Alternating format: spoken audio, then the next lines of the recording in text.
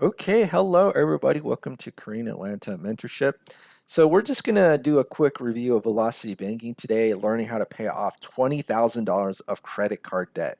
So I know for some of you that might freak you out, especially, just using credit cards themselves.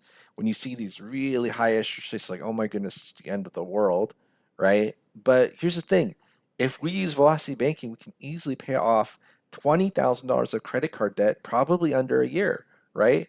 And you might be asking, what is velocity banking? All it is simply a debt payoff strategy using lines of credit as your main tool. And there's only two requirements for it. Number one, you need a budget, right? We have the budget right here. And all the budget is doing for you is telling you your attack plan, right? So every debt that you have is essentially a hole in your cash flow bucket. And what we're trying to do is get rid of these holes. So we have these three credit cards. We're trying to get rid of these holes, more cash flow that we recover from our little cash flow bucket, the more easier it is to pay off our debt. And we're going to assume two things. We're going to assume the same amount of income and no savings, right? No savings, okay? So now that we have our budget, we need to select a line of credit as our main operating account, a line of credit. So what is a line of credit? All it is a financial tool where you can borrow money, pay it back, and use it over and over again. A credit card fits into that category, but here's the thing. We want as many tools as we want as possible, right? So a personal line of credit would be a great tool for this because a personal line of credit, you can use it to pay anything, like a credit card. You could use it to pay a loan. Credit cards are a little bit hard to use in certain situations. Like you can't pay loans unless you're using a third party service like Plastique, right? So let's just assume that we have a $25,000 line of credit. And I know what some of you are thinking. Oh my goodness, who would give me $25,000 in personal lines of credit? And this is why it's very important to know and educate yourself about credit. And we offer classes on that. There's a saying that banks only lend you money when you don't need it, right? So really important to know that. And that's why it's important to get as much credit as possible before you ever need it. So, if you're ever in this jam or situation, you can apply it, right?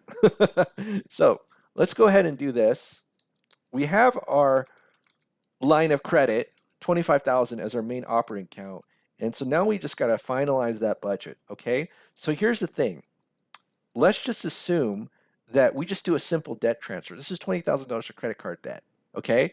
So let's move this 20,000 into that personal line of credit. 20,000 into the personal line of credit, okay? What happens when you move these three? Zero, zero, zero, right? And now what we're going to do is calculate our cash flow, which is $2,000. So the reason why we have zero savings is because we're going to put our entire paycheck into that line of credit and then take our expenses out. It doesn't mean we can't use credit cards, right? But the important thing with the credit cards is that we make sure that it never passes this 1,500 mark, that we don't overspend, right? Or if we do overspend, then we're going to be in this situation again. So again, we don't want to pay off, we don't want to have extra debt that's not necessary for us to have. So paycheck into line of credit, expenses out, and then rinse and repeat over and over again. I'm going to show you some formulas that you can use. So this one's the previous row plus one, and then this one to get the next month's balance is the previous month's balance plus the previous month's interest minus our cash flow, which is $2,000. Okay.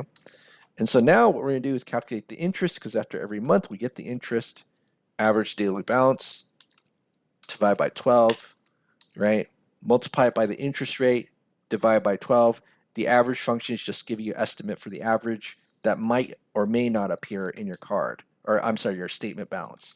So now what we do is we just copy and paste these formulas, right? And then bam, right here, we can see that in 11 months, we paid off 20 grand of credit card debt. So 20K of credit card debt, 11 months, and then I got to do a bam, right? Bam, bam, bam, all these. See how easy that was? See, that was so easy. I don't need to fear credit cards or freak out. Oh my goodness, 30%, 27% interest on credit cards when you have all the tools available. And here's the thing. Once this is paid off, just keep using your credit cards. Get some of those rewards points, right? Learn to, if you're still paying off debt, learn how to delay that interest because if you pay for everything using your line of credit, The moment you pull that money out is when interest accrues. So what you want to do is just put your general expenses on credit cards, like this 1,500, and then pay it off the last possible moment so that you don't accrue interest. Okay. Well, that's what I do. And I have over $258,000 in lines of credit. Love to flex that. All right. Well, this is Korean Atlanta Mentorship. So, just a quick review of Velocity Banking today about how you don't need to fear credit cards. And there's also this thing called DTI, debt to income.